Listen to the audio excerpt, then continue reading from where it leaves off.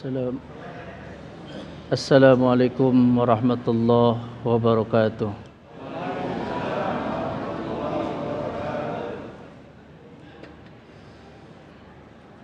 أعوذ بالله من الشيطان الرجيم.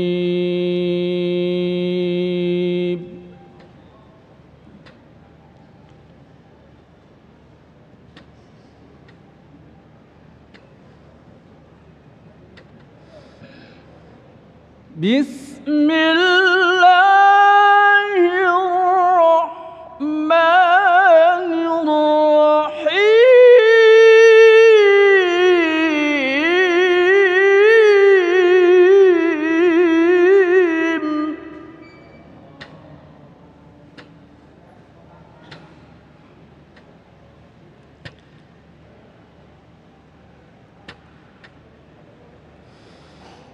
لا تقم فيه أبدا لمسجد أسس على التقوى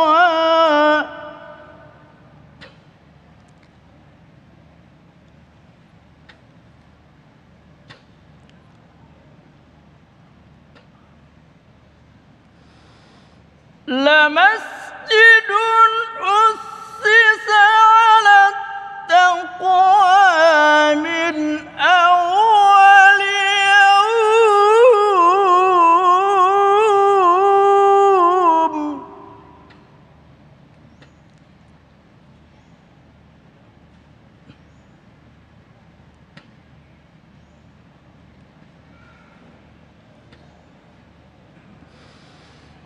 لمسجد أسس على التقوى من أول يوم أحق أن تقوم فيه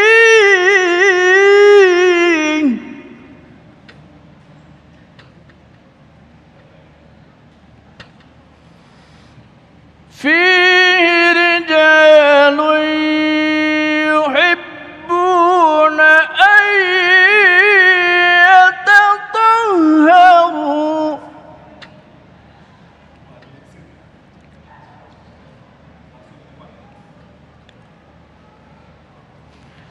والله يحب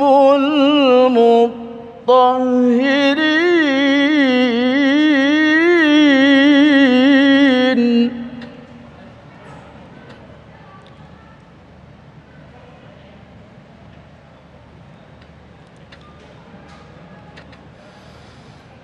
فيه رجال يحبون أن يتطهروا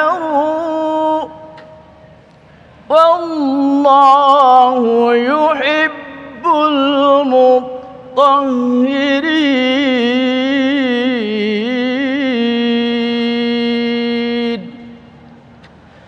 صدق الله العظيم.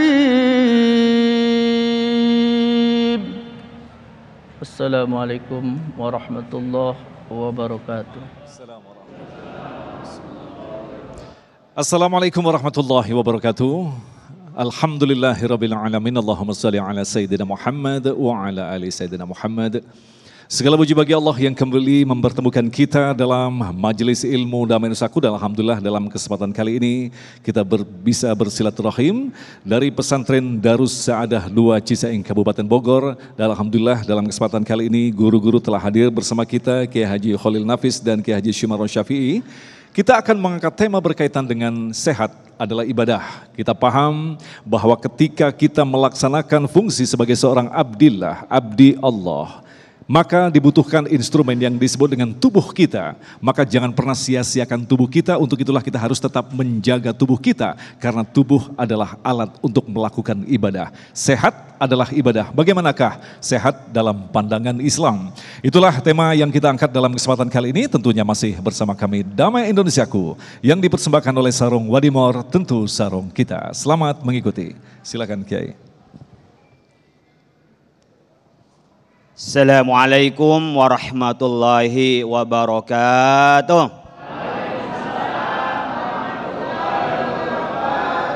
Alhamdulillahi rabbil alamin.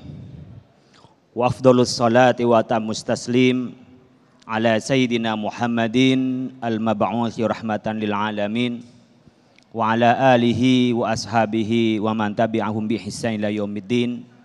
Subhanaka la ilma lana illa ma 'allamtana innaka antal alimul hakim. Bapak Ibu sekalian, jamaah serta para santri Pondok Pesantren Darus Saadah. Kita bicara soal kesehatan. Ibu bapak sekalian, kalau kita sekarang sedang menyaksikan ini, ribuan orang divaksin untuk apa? Biar sehat. Ibu bapak bisa menikmati makanan karena apa? Karena sehat. Ibu bapak bisa ibadah sempurna karena apa? Karena sehat. Sehat inilah dalam Islam Bapak Ibu sekalian sangat dihargai, bahkan nikmat paling tinggi setelah nikmat iman dan Islam. Ibu bapak sekalian, dulu saya masih muda tuh pengen sekali makan duren. Ya, tapi nggak kuat beli duren karena mahal. Sekarang setelah tua seperti saya, kayak Kiai Sumarno, duit cukup beli duren, tapi nggak boleh makan duren. Berarti dulu dan sekarang sama-sama tidak bisa makan. Kalau kita sehat Bapak Ibu sekalian, ya punya duit bisa menikmati. Coba Ibu Bapak sekalian, mungkin saat sehat begini nggak terasa nikmatnya sehat. Tapi coba sakit sedikit aja, gigi ngeluh. Ya Allah, enak banget tuh makan kagak ada sakit-sakitnya. Ketika kemarin Bapak Ibu sekalian, ya pandemi Covid di mana-mana, Masya Allah terasa banget itu adanya sehat. Mungkin sebagian, saya termasuk orang yang LC, lulusan Covid. Saat kena Covid, harapannya antara hidup dan mati itu sama. Maka ketika ngelihat orang sehat, orang kemana-mana dalam keadaan sehat, ngelihat orang wawancara, ngelihat ustadz ngisi-ngisi di TV, itu rasa Masya Allah nikmat sekali itu. Kenapa? Karena sehat oleh Allah sedang kami diuji, sedang dicabut, maka terasa sekali nikmatnya sehat itu.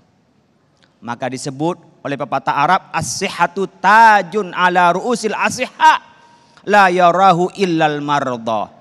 Sehat ini Bapak Ibu sekalian bagaikan mahkota bagi orang-orang yang sehat. Wah enak sekali ya, nyaman sekali. Ibu bapak sekalian kalau sehat. Nah yang bisa merasakan itu pada saat kita sakit. Kalau sehat sama sehat tidak terasa. Tapi ketika sakit ibu bapak sekalian mulai terasa sakitnya. Mulai terasa hilangnya nikmat itu. Nah inilah Bapak Ibu sekalian kita perlu mensyukuri kepada Allah Subhanahu wa Ta'ala biar kita ini sehat terus. Contohnya Bapak Ibu sekalian oleh Islam diingatkan. Ni'matani maghbudun fihima katsirum minan nas. Orang banyak yang melupakan nikmat as-sihhatu wal faragh. Adanya kesempatan dan adanya kesehatan. Mungkin banyak orang yang duitnya banyak tapi nggak sehat, tidak bisa menikmati. Mobilnya 15 tapi masuk mobil harus ditanduk, masuk mobil langsung tiduran. Naudzubillah min dzalik. Mungkin rumahnya bisa 20 tapi mau kemana-mana masuk angin. Atau punya duit, punya kesehatan tapi tak ada kesempatan, sama aja. Jadi orang kaya itu Bapak Ibu sekalian yang pertama rezeki sehat. Jangan dikira bahwa rezeki itu ketika dapat bonus. Jangan dikira bahwa rezeki itu ketika dia mendapatkan uang banyak, bukan. Setelah iman dan Islam yang paling banyak rezeki adalah, yang paling tinggi harganya adalah kesehatan. Ini banyak masih muda kerja keras, ya nggak bisa kerja kalau nggak keras kata orang. Harus keras, kerja keras, banting tulang, kesehatan dikorbankan, uang ditabung sebanyak-banyak, pas tua uangnya dihabisin semua untuk membayar kesehatan. Maka peliharalah kesehatan Bapak Ibu sekalian. Pemeliharaan kesehatan ini adalah bagian dari apa? Dari maqasidus syariah. Bagian dari tujuan syariat kita adalah memelihara kesehatan. Kata Ar-Raghib Al-Isfahani, kesehatan itu ada 3. Awalnya dia menyebut hanya 2. Kemudian pada proses berikutnya ada 3. Yang pertama adalah berupa hissi, sehat badan. Yang kedua adalah nafsi, berupa jiwa. Tapi ada yang ketiga adalah ijtimai, berupa sehat secara sosial. Coba Bapak Ibu sekalian, sehat fisik ini yang paling bisa merasakan sakit dan sehatnya adalah yang bersangkutan. Ibu bapak mungkin punya cenot-cenot di dadanya, saya nggak tahu. Ibu bapak barangkali ujung jempolnya itu ada yang bengkak, saya nggak tahu. Yang tahu, yang merasakan ibu bapak sekalian. Nah fisik ini ibu bapak sekalian yang biasanya melahirkan penyakit, ujung awalnya dari mana? Dari makan. Ibu bapak kalau makannya benar itu juga akan sehat. Ketika makannya tidak benar, ibu bapak akan tidak sehat. Orang sering mengimpikan sehat tapi makannya nggak benar. Saya diet pak, diet tapi nggak pernah berhenti makannya. Ini biasanya ibu-ibu pengen kurus, pengen langsing tapi nggak berhenti makan. Banyak ibu-ibu yang begitu. Ibu bapak sekalian, kalau pengen sehat diawali dari makan yang cukup, jangan makan yang lebih. Makanlah pada saat lapar dan berhenti sebelum kenyang. Caranya katanya Nabi apa? Bihasab ibni Adam, ya. Fa in kana la mahalata lahu, kalau memang tidak mungkin kita ini untuk mengisi perut kita, bagilah perut kita menjadi 3. Sulusun li syarabi wa sulusun li ta'ami wa sulusun li nafsi. Dibagi 3 Bapak Ibu sekalian kalau mau pengen sehat. Yang pertama sebagian untuk makanannya, 1/3 untuk minumnya, 1/3 untuk napasnya. Jangan sampai makan sekenyang-kenyangnya. Imam Syafi'i itu selama mencari ilmu selama 37 tahun hanya sekali makannya yang kebablasan sampai kenyang. Untuk apa? Menjaga kesehatan fisiknya dan juga kesehatan dari jiwanya. Kalau kita ingin sehat secara fisik dan jiwa, diawali dari apa? Dari yang bersih dan suci. Bersih yang dimakannya dan suci cara mendapatkannya. Makanya dalam Islam Bapak Ibu sekalian diajari apa? Wudu. Itu hadas kecil, nggak kelihatan. Hadas besar, perempuan haid, perempuan nifas, hubungan suami istri apa? Junub, mandi besar. Pakai air. Untuk mensucikan dan membersihkan di dalam Islam. Untuk apa? Tujuannya adalah kesehatan. Baik, terima kasih Kiai. Itulah tadi pemirsa yang dirahmati Allah, mukadimah yang insya Allah menjadi bahan kita nanti untuk berdiskusi pada segmen 3, 4, dan 5. Untuk itu, para pemirsa dan jemaah Masjid Darussaada, persiapkan pertanyaan-pertanyaan Anda yang berkaitan dengan masalah kesehatan. Sesaat lagi, Kiai Haji Syumarno akan hadir dengan menyampaikan tema, lantas bagaimanakah kita meraih level kesehatan jasmani dan rohani. Selepas pesan-pesan berikut ini, Damai Indonesiaku yang dipersembahkan oleh Sarung Wadimor, tentu sarung kita.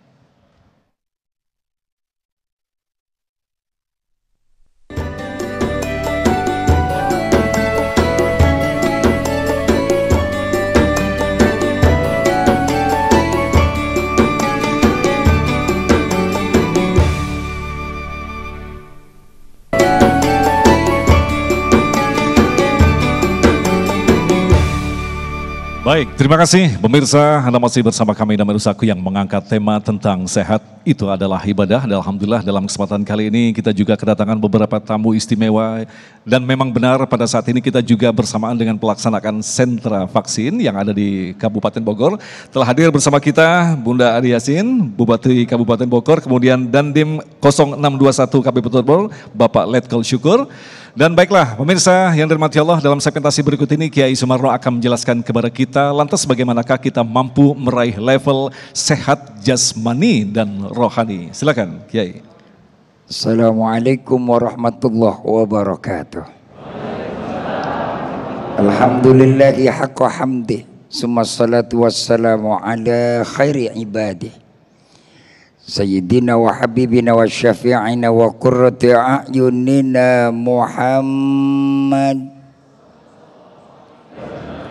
wa ala alihi wa sahbihi wa man tabi'ahu huda ila akhiri ayyami amma ba'du. Al-Mukarram Bapak Kiai Haji Khalil Nafis dari Majelis Ulama Indonesia, Ibu Bupati, Ibu Ade Yasin, dan Bapak Dandim, alhamdulillah yang ikut hadir dalam acara ini, Bapak Ibu, para jamaah yang berbahagia, hadirin wal hadirat, para pemirsa Damai Indonesiaku di mana Anda berada, dan insya Allah sama-sama dimuliakan Allah Subhanahu wa Ta'ala. Alhamdulillah pada kesempatan siang menuju sore hari ini dengan izin Allah kita bisa duduk hadir bersama karena kita masih diberikan sehat walafiat. Satu anugerah nikmat yang amat berharga, bahkan di antara nikmat barangkali yang termahal nikmat yang Allah berikan kepada kita. Dengan itulah tadi sudah disampaikan oleh Kiai Khalil, dari sehat kita bisa ibadah, dari sehat kita bisa bekerja, dari sehat kita bisa beraktivitas, dari sehat pula kita bisa berkarya.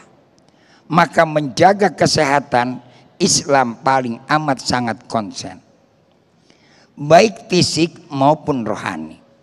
Sebab kalau hanya kesehatan fisik tanpa kesehatan rohani, akan terjadi ketimpangan dalam kehidupan manusia.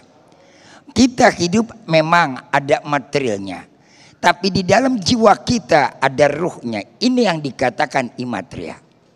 Buat sehat fisik harus cukup asupan makanan. Dari makanan ini akan melahirkan energi. Maka Islam amat memperhatikan bagaimana energi yang masuk kepada orang yang beriman.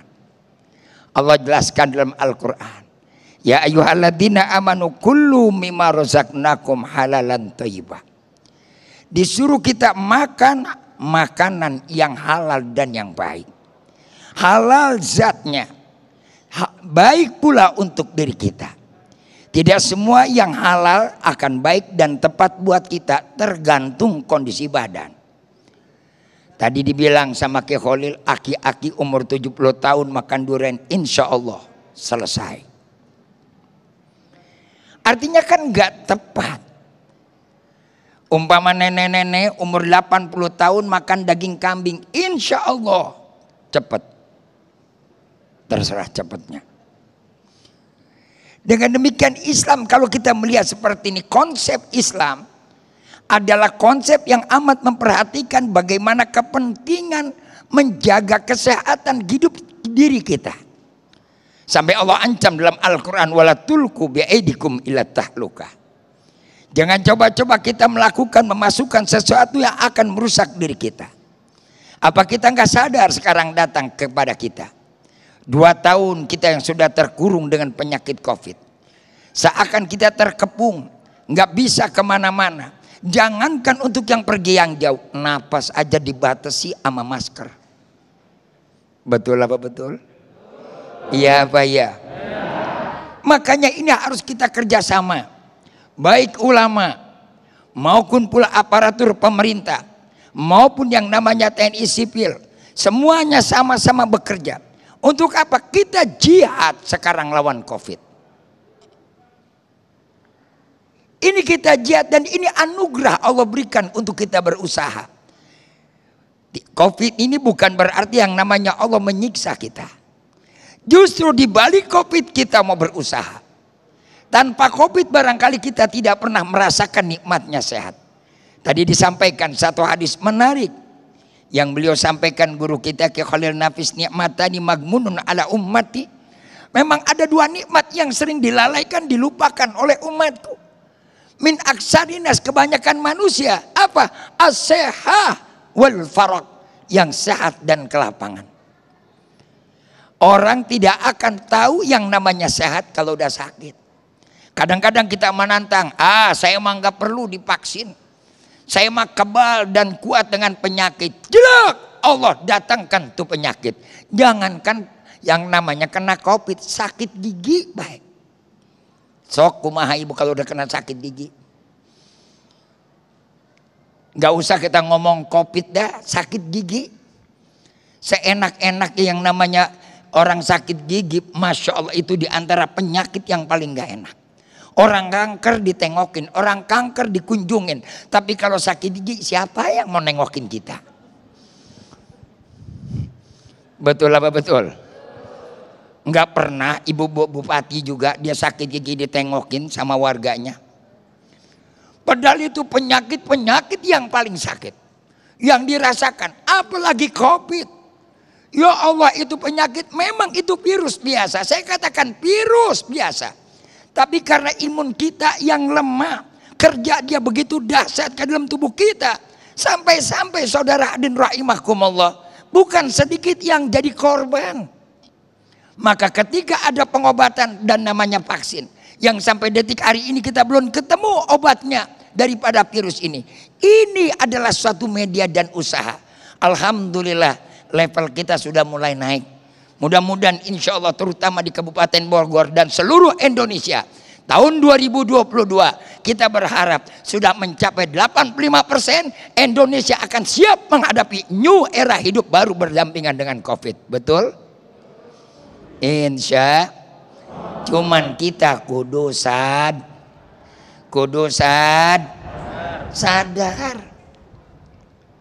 Masih pengen hidup apa enggak? Masih pengen makan apa enggak? Masih pengen bergerak apa enggak? Jangan hanya pengen jawab, masih semuanya kita berusaha. Allah tidak akan memberikan beban kecuali dengan usaha kita sendiri. La yukallifullahu nafsan illa, enggak akan jadi beban. Walaupun ada isu segala macam tentang vaksin, saya jawab melalui media ini, ad-daruratu tutbihul makhdurat. Ini dalam keadaan darurat, Pak. Dalam keadaan darurat, Bu. Yang kita belum ketemu obat vaksin, obatnya COVID. Mau tidak mau apapun bisa akan jadi obat.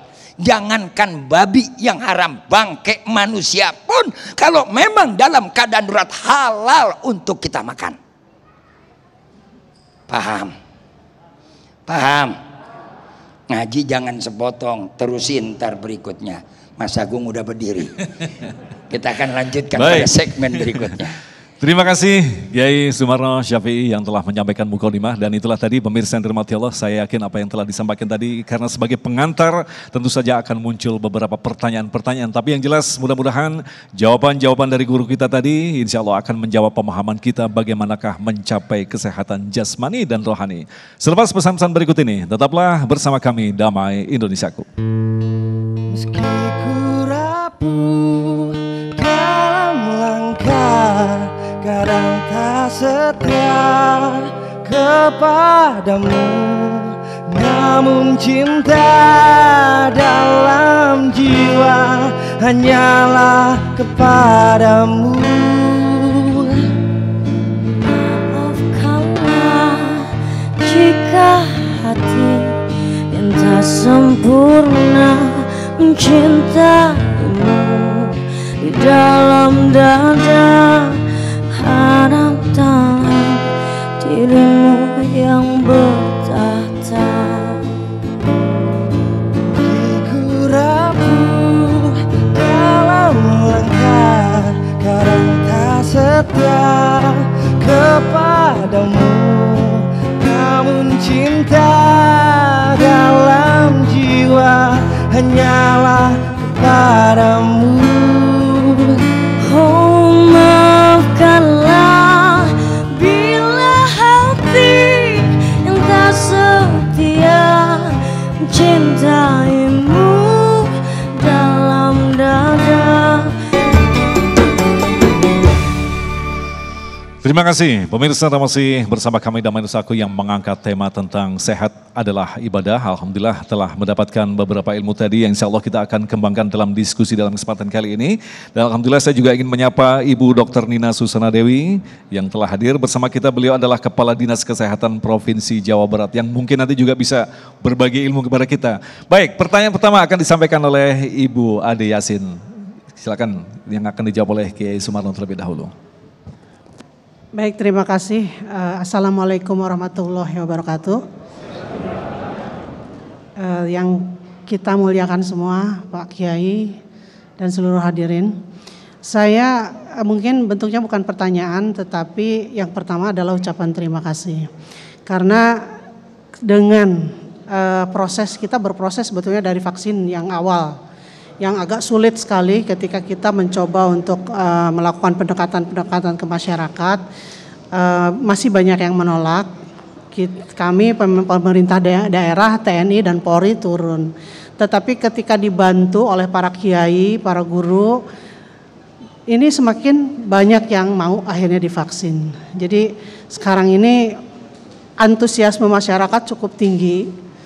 Jadi saya kira karena momen sekarang ini kan momen Maulid ya, momen-momen banyak kiai-kiai ceramah. Jadi saya kira masih ada beberapa masyarakat yang belum tersentuh. Biasanya mereka mendengar apa kata guru.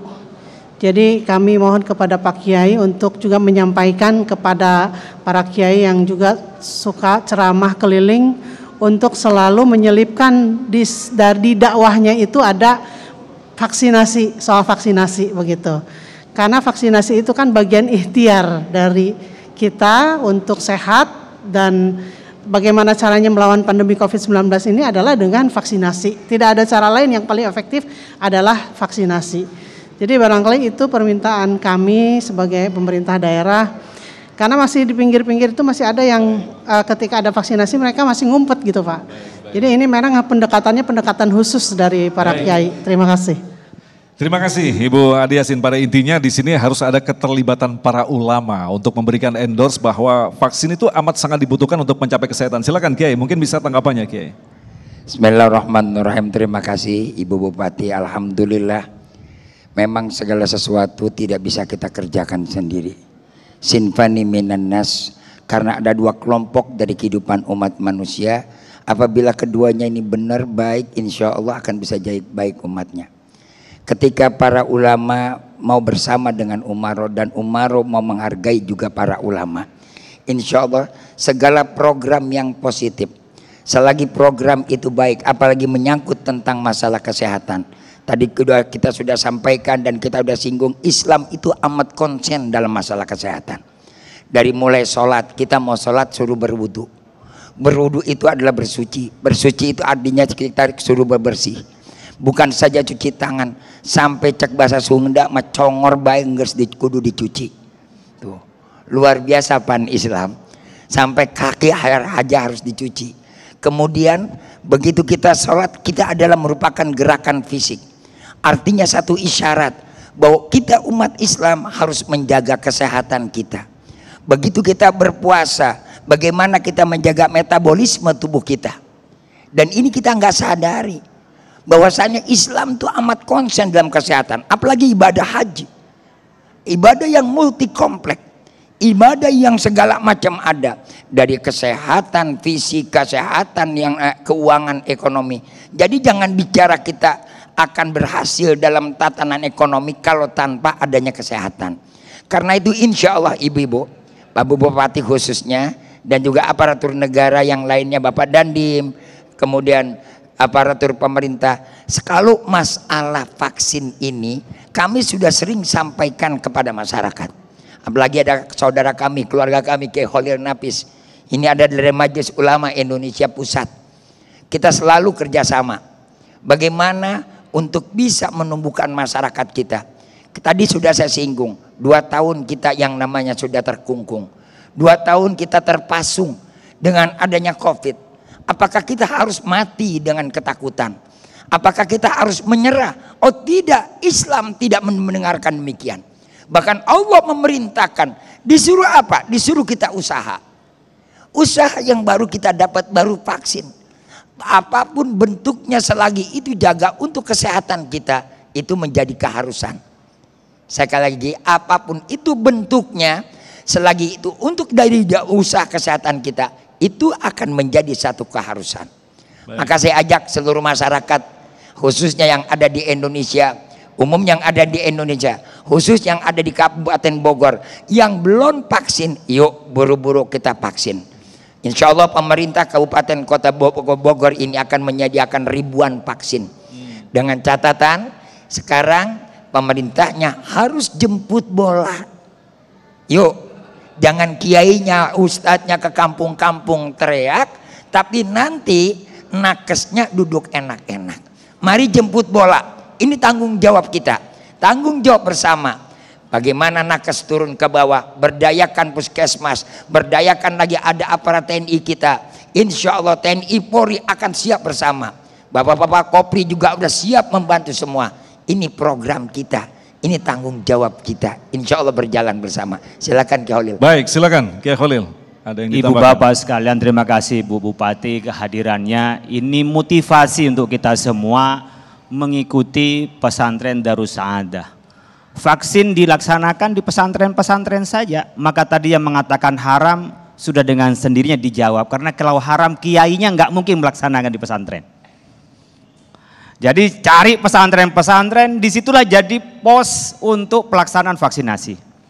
Yang kedua, cari masjid-masjid. Di masjid-masjid halamannya yang luas, orang-orang yang biasa ke masjid dan jemaah masjid dan orang-orang di luar biar juga datang ke masjid. Insya Allah itu menunjukkan itu halal, karena kalau haram nggak mungkin dilaksanakan di halaman masjid. Karena kami dari Majelis Ulama, mohon maaf sekarang, saya salah satu ketua DMUI, sudah mengeluarkan 12 fatwa. Dan kami sampaikan kemana-mana, meskipun dalam penelitiannya, surveinya Profesor Hamdi Muluk, masih 15% Pak orang yang nggak percaya terhadap COVID ini. Apalagi vaksin, pasti lebih besar lagi. Jadi ada kelompok Qadariyah, ada kelompok Jabariyah. Ada yang fatalism, ada yang rasionalism. Yang fatalism ini masih banyak. Wah ini dari Allah, nggak usah pakai vaksin-vaksinan. Yang Qadariyah, pokoknya kalau vaksin pasti sehat. Kami kelompok Wasatiyatul Islam. Secara sejarah bahwa vaksinasi ini ada buktinya. Polio, ya cacar yang pertama kali abad ke-18 itu. Dengan vaksin bisa selesai. Sekarang ditemukan di dunia sepakat semua. Ini ittifaq, muttafaqun alaih. Ijma' sudah antara ahli kesehatan, di antara cara menanggulangi COVID adalah dengan cara vaksin.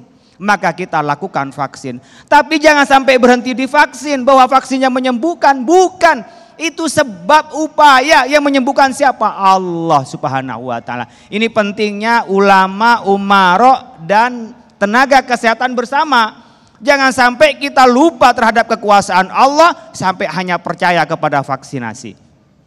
Sebaliknya, jangan sampai kita ini hanya kepada Allah semata lalu lupa terhadap vaksinasi. Jadi kita percaya ini bagian dari upaya, tapi yang punya kuasa adalah Allah Subhanahu wa taala. Yuk kita vaksin. Saya sudah 2 kali.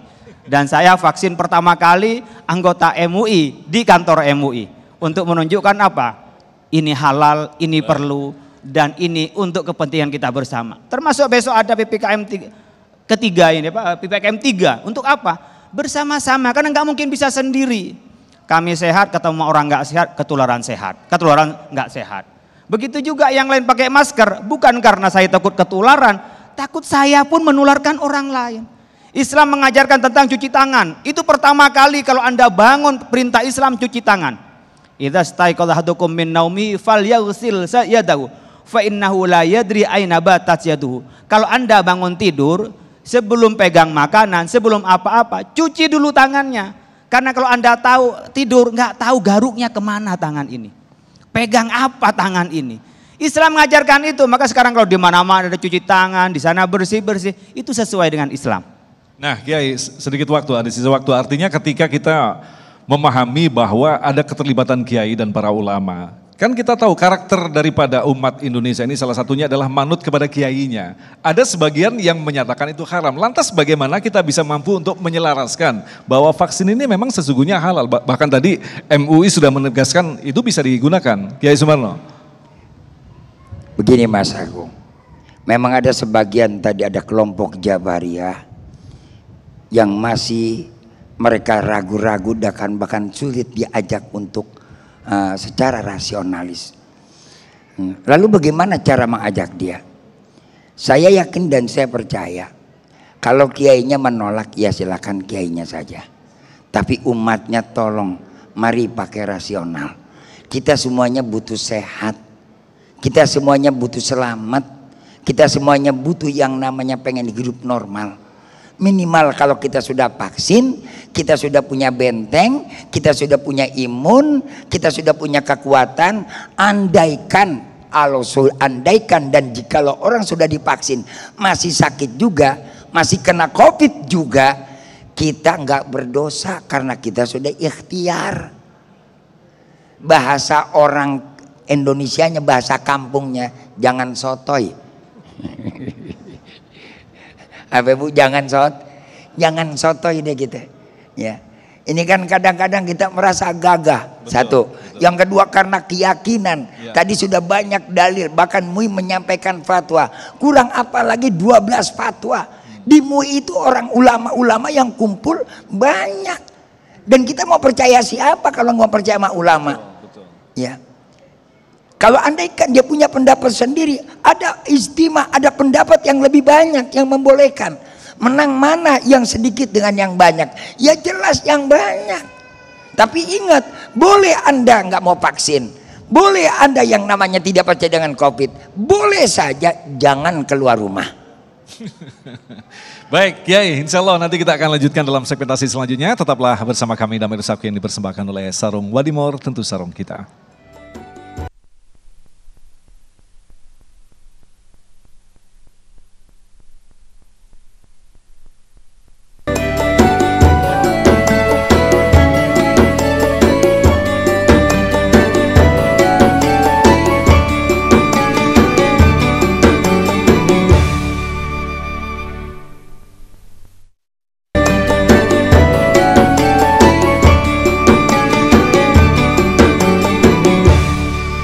Baik, terima kasih pemirsa, Anda masih bersama kami dan Mirsaku. Kita akan lanjutkan lagi untuk menjawab pertanyaan berikutnya yang akan disampaikan oleh Bapak Hilman. Silakan Bapak Hilman.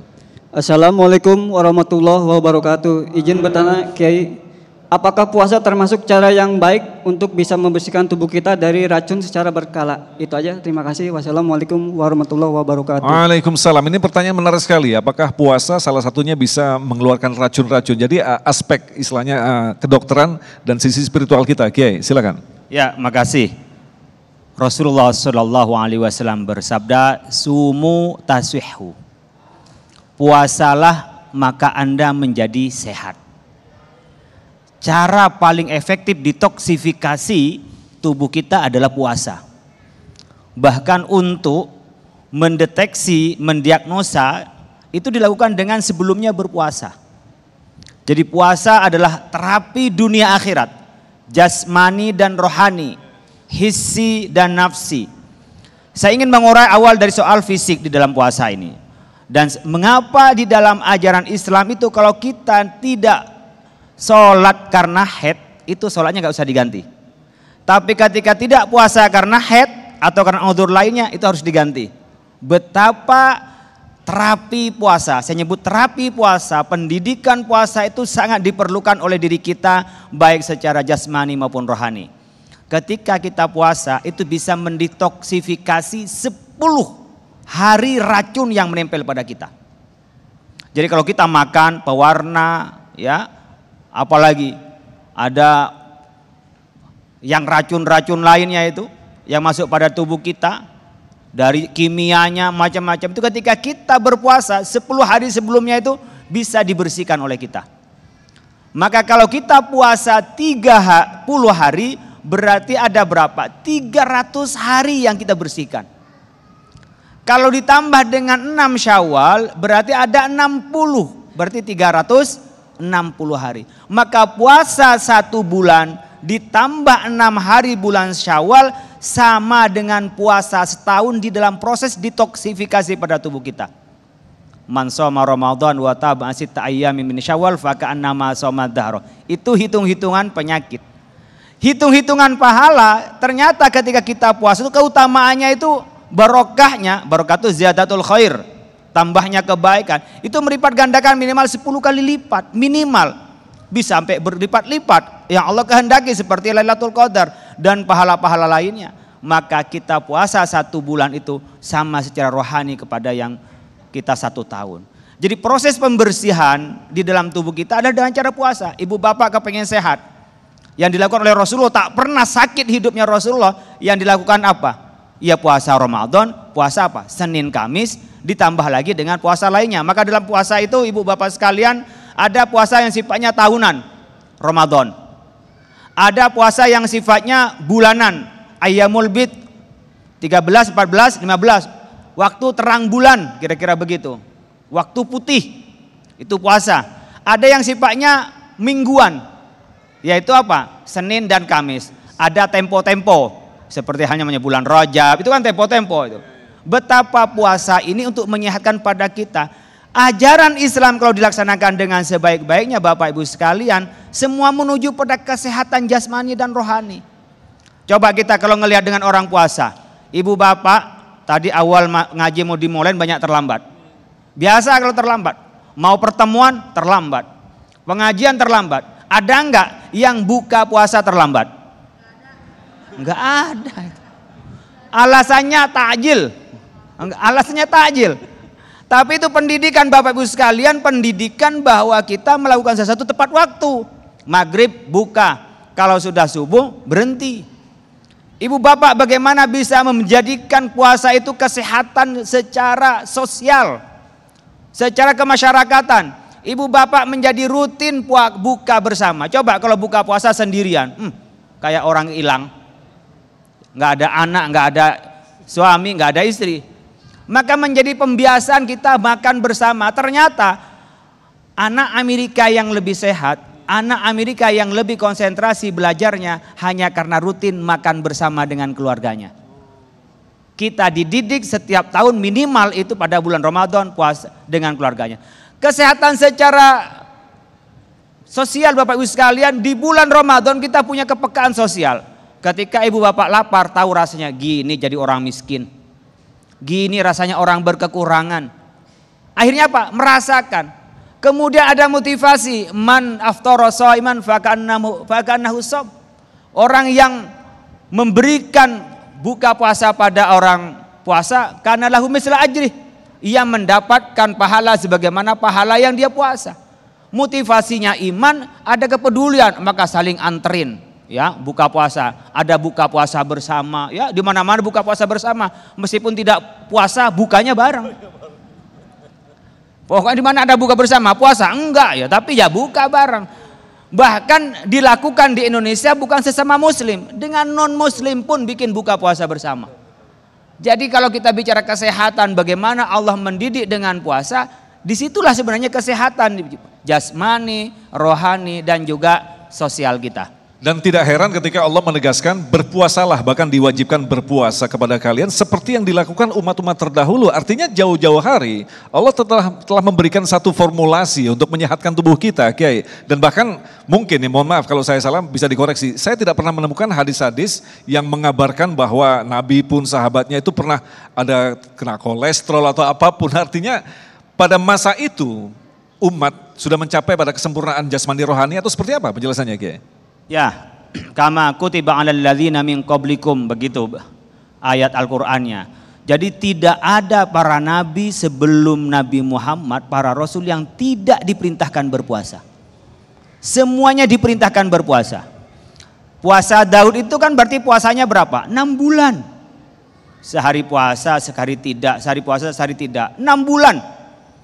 Sebelumnya seperti hanya Nabi Ibrahim berpuasa itu setiap tanggal 13, 14, sekarang menjadi Ayyamul Bid. Itu kebiasaan di Nabi Ibrahim. Puasanya Bapak Ibu sekalian.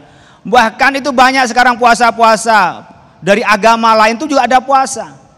Kita mitigasi namanya bersemidi, itu juga kita berpuasa. Bahkan ada puasa kepengen sakti, ada namanya puasa pati geni. Puasa mutih. Ya, nggak makan apa-apa kecuali nasi putih. Puasa mutih, ada pati geni jam 12 malam sampai jam 12 lagi. Ada juga puasa orang pati genah. Nggak genah namanya, mau puasa. Ada banyak motif puasanya. Puasa kepingin kurus, puasa saya nggak makan ini, saya nggak makan ini kan kepingin kurus. Diet ini, diet itu kan. Nggak makan ini sedikit, saya nggak makan udang sedikit, tapi makan daging banyak, gemuk juga kan gitu. Nyalahin orang kalau gemuk kan gitu. Nah, ibu bapak sekalian, Islam mengajarkan ayo sehat jasmani dan rohani apa? Anda berpuasa karena Allah. Ihtisaban. Jadi motivasi karena Allah. Maka secara batin Bapak Ibu sekalian, kalau kepengen sehat, di sini dibersihkan. Ya, jangan pernah ada iri pada orang lain. Ini penyakit fisik mudah dirasakan, penyakit rohani orang lain yang merasakan. Pendengki itu dirinya nggak merasa bersalah. Ya, pendengki itu orang yang iri nggak merasa bersalah. Yang riba itu nggak merasa bersalah. Bener kok ngomongin apa adanya. Tapi orang lain yang sakit, orang lain yang merasakan. Berbeda dengan sakit gigi, sakit perut. Orang ngelihatnya biasa-biasa aja, tapi di sini mulus melenting gitu kan. Kita nggak merasa, nggak ada apa-apa itu. Jadi itu bedanya Bapak sekalian. Nah, untuk bisa sehat keduanya, bersihkan. Kuncinya hanya apa? At-tuhru wan nadzafatu. Suci dan bersih. Di Islam beda antara bersih dan suci. Bersih sebagaimana kita tidak kotor melihat, tapi suci itu bisa kelihatan, bisa tidak terlihat. Contoh, suci dari najis, itu bisa kelihatan, ada baunya, ada rasanya. Tapi suci dari hadas, orang junub, orang nggak punya wudhu, nggak kelihatan. Artinya apa? Islam memandang dasar kesehatan itu adalah kebersihan dan kesucian. Kita ada siwak, ya. Coba ibu bapak sekalian, kalau saya merasakan banget ketika di luar jalan, terus ambil wudhu, terasa. Begitu juga ketika kita capek mandi, apalagi mandi besar. Coba ibu bapak sekalian kalau hari Jumat itu mukanya cerah, ya kan? Kenapa? Mandi besar. Malam Jumat itu sunnah, malam lainnya wajib katanya. Lah itu kesehatan juga. Ibu bapak sekalian yang tidak sehat hubungan suami istrinya, tidak sehat juga malam Jumatannya. Jadi tergantung pada kesehatan. Coba ibu-ibu sekalian, anaknya sakit, itu udah nggak rasa apa-apa dengan suaminya, mikirin anaknya. Tapi ketika anaknya sehat, anaknya berprestasi, duitnya banyak, dirinya sehat, wah suaminya setia, istrinya setia, saling mencintai, terasa sehat jasmani dan rohani, cerah wajahnya. Dari mana? Bersihkan dulu dari benci pada orang lain, ikhlaskan karena Allah, yang dimakan juga yang halal, yang dimakan ada yang bersih, maka kita akan menjadi sehat. Sumu tasihu. Jadi bisa ditegaskan ketika kita ingin mencapai kesehatan jasmani terlebih dahulu harus diawali dengan membersihkan jiwa kita terlebih dahulu. Baik, insya Allah nanti kita akan lanjutkan lagi untuk memperdalam tema kita, sehat adalah ibadah, selepas pesan-pesan berikut ini. Di saat ajal datang menjemput, tiada tempat untuk sembunyi, menghindar darinya. Di saat raga tak lagi bernyawa, tiada yang mampu menolong, hanya amal dan doa. Di saat ajal datang menjemput, tiada tempat untuk sembunyi, menghindar darinya. Di saat raga tak lagi bernyawa, tiada yang mampu menolong, hanya amal dan doa.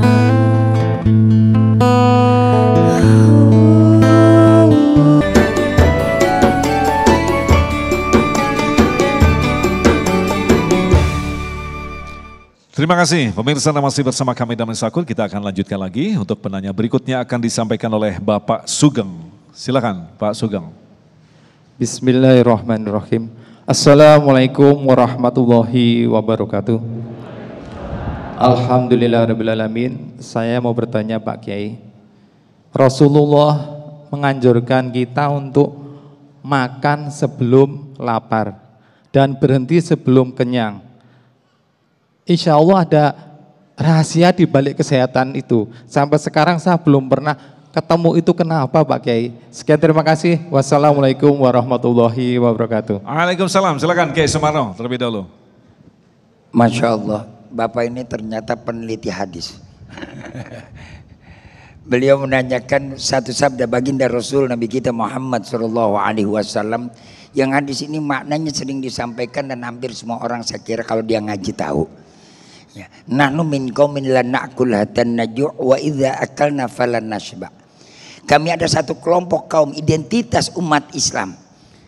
Ketika Nabi menyatakan nahnu min qaumin, ini adalah identitas umat tersendiri, hanya khusus umat baginda Rasul Nabi kita Muhammad sallallahu alaihi wasallam.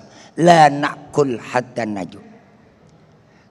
Tidak akan yang namanya Nabi memakan dan kami tidak akan mau makan hatta naju, sehingga kami merasa lapar. Wa idza akalna fala nasba, dan kami apabila makan maka kami tidak harus terlalu kenyang. Intinya hadis ini mengajarkan yang pertama adalah Islam memberikan satu dorongan dan Islam memberikan satu advis besar, bahwa manusia ini dalam perutnya memiliki keterbatasan. Jangan terdorong dengan nafsu. Asupan yang tinggi di luar daripada kemampuan tampungan asupan kita bukan melahirkan energi, malah melahirkan penyakit. Nanti tanya sama Ibu Dinkes, dokter lebih tahu. Kalau nanti kiai yang menerangkan tentang kesehatan, dianggap nanti kiai ngambil kerjaannya dokter. Kan begitu ya Bu? Ya mesti bagi-bagi tugas.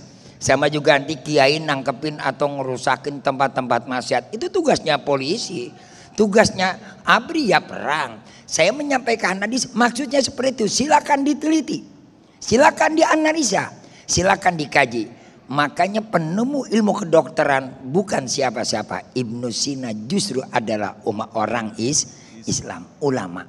Jadi Islam itu agama tadi yang saya katakan konsen dengan kesehatan. Kita orang Islam harus sehat dan harus lebih sehat.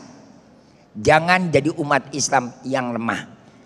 Nanti kalau kita lemah ya kita nggak bisa berbuat apa-apa dan nggak bisa ibadah. Karena itu saya sampaikan mudah-mudahan ada program ini yang kita sampaikan bersama Ibu Bupati, Pak Dandim, pemerintah bekerja sama. Ini ada tugas kita. Bagaimana cara makan kita yang baik? Tadi saya bilang alus halalan thayyibah. Yang halal belum tentu cocok, tergantung situasi badannya. Kemudian kalau sudah sehat fisiknya, bagaimana rohani kita sehat? Rohani kita sehat, disitulah dari energi. Kalau Albert Einstein bilang, nanti manusia akan menuju kepada satu energi. Satu energinya yang bagaimana? Baik energi fisik maupun energi rohani. Maka ketika nanti ada yang namanya orang badannya sehat, tapi karena makanannya haram, dari zat yang haram atau cara yang haram, al aslu baqa'u makana ala makana. Asal ini akan kembali ke asalnya dalam kaidah usul fikih. Kalau memang asalnya dari cara yang haram atau barang yang haram, maka nanti akan melahirkan energi dan pikiran serta yang haram. Apalagi pikiran haram, perasaan haram, sudah energinya yang bergerak dengan cara yang haram, maka situ yang akan menjadi motor penggerak kita. Siapa? Setan yang masuk ke dalam diri kita, setan yang menguasai kita, memerintahkanlah dia kepada kita untuk apa? Didorong kita berbuat maksiat, melakukan segala hal-hal yang dilarang oleh Allah Subhanahu wa taala. Mudah-mudahan ada manfaat buat kita semua. Baik, Kiai Khalil, ini menarik sekali. Bisa ditegaskan bahwa dinullah Islam adalah din yang sangat sempurna yang mengatur segala aspek kehidupan. Kalau kita kaitkan dengan pertanyaan tadi, sebagian orang sudah melaksanakan sunnah agar ketika dia makan pada saat kondisi lapar, intinya bahwa dia benar-benar bersungguh-sungguh menjaga kesehatan. Tetapi di lain sisi, dia sakit. Tapi ada hadis yang mengatakan sakit adalah kafarat untuk melunturkan dosa-dosa. Lantas bagaimanakah kita mengkaitkan antara kita menjaga kesehatan, sementara di lain sisi Allah menegaskan sakit memang adalah kesengajaan untuk melunturkan dosa-dosa kita, Kiai. Betul.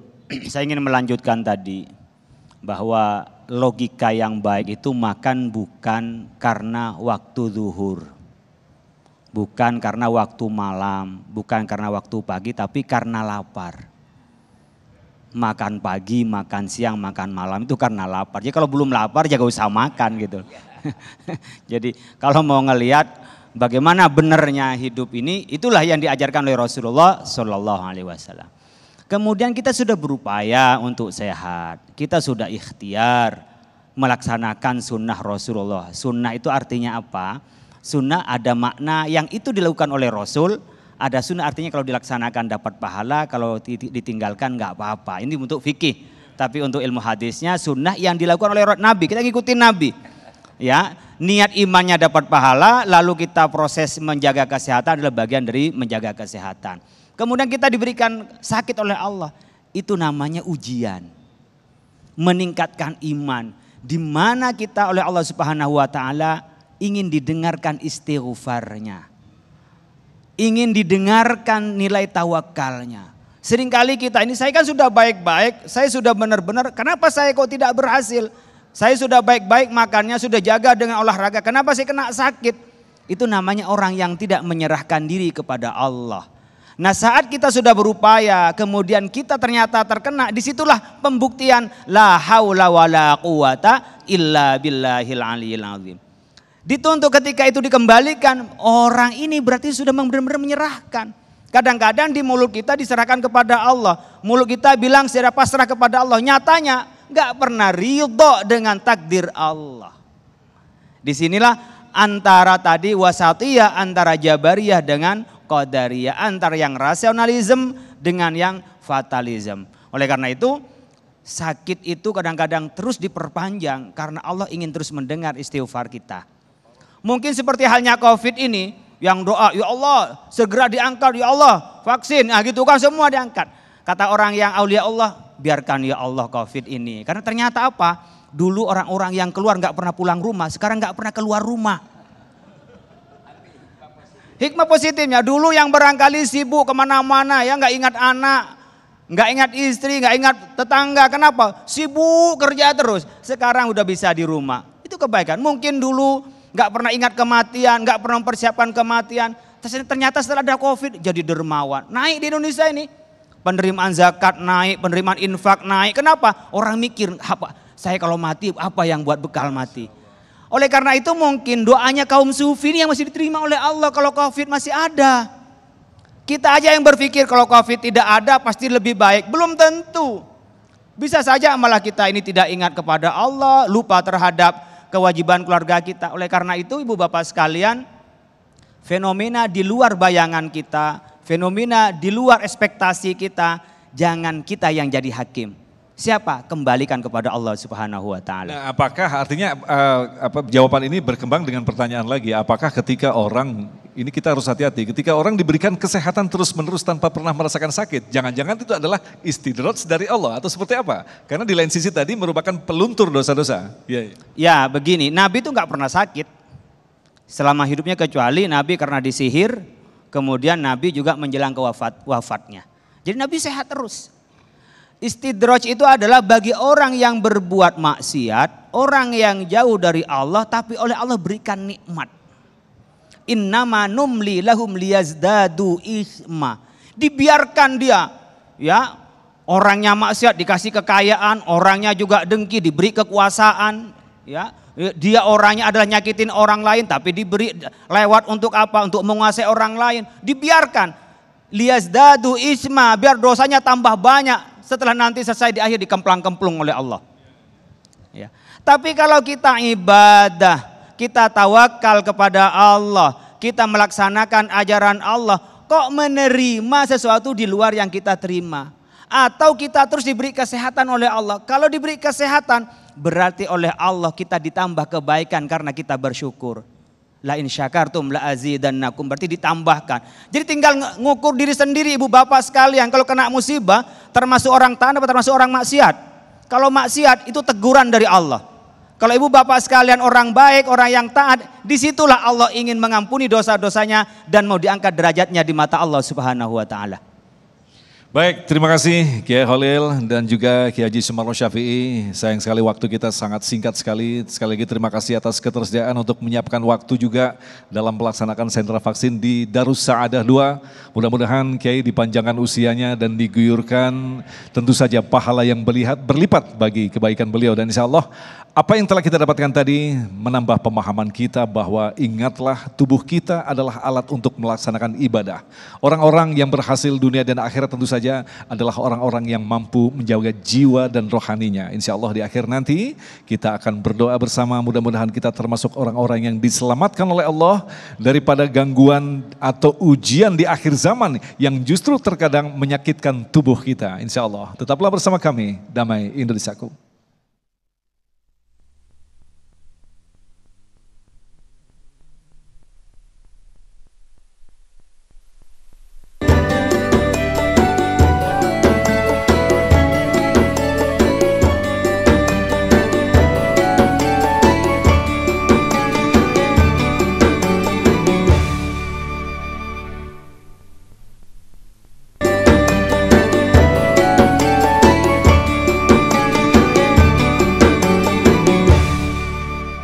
Demikian pemirsa Damai Nusa untuk hari ini, dan insya Allah besok di Ahad 28 November kami akan menghadirkan Habib Ali bin Husain dan Kiai Haji Syarif Mat Naji dengan tema Tawadhu.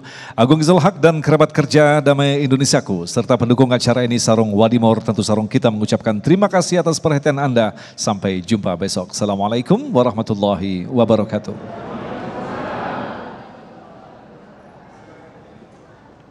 Ibu dan Bapak, para pemirsa Damai Indonesiaku dimanapun Anda berada, mari kita tutup pertemuan kita, pengajian kita siang hari ini dengan membacakan doa. Allahumma salli wa sallim ala sayyidina Muhammad wa ala alihi washabihi wa sallim tasliman katsira. Allahumma amnun alaina bisifail ma'rifah wa hab lana tashihal muamalah fima bainana wa bainaka ala sunnah warzuqna sidqat tawakkuli alaika wa husna dhanni bik wamnun bikulli ma yuqarribuna ilaika zulfa ya arhamar rahimin. Nas'alukal afa wal afiyal muafatad daima wa nas'aluka ridhaka wal jannah wa na'udzubika min sakhatika wan nar. Rabbana taqabbal minna innaka antas samiul alim, patub alaina innaka antat tawwabur rahim. Rabbana atina fid dunya hasanah wa fil akhirati hasanah wa qina adzabannar. Wa sallallahu ala sayyidina Muhammadin khairil kajimin wa salamun ala mursalin walhamdulillahi rabbil alamin. Assalamualaikum warahmatullahi wabarakatuh.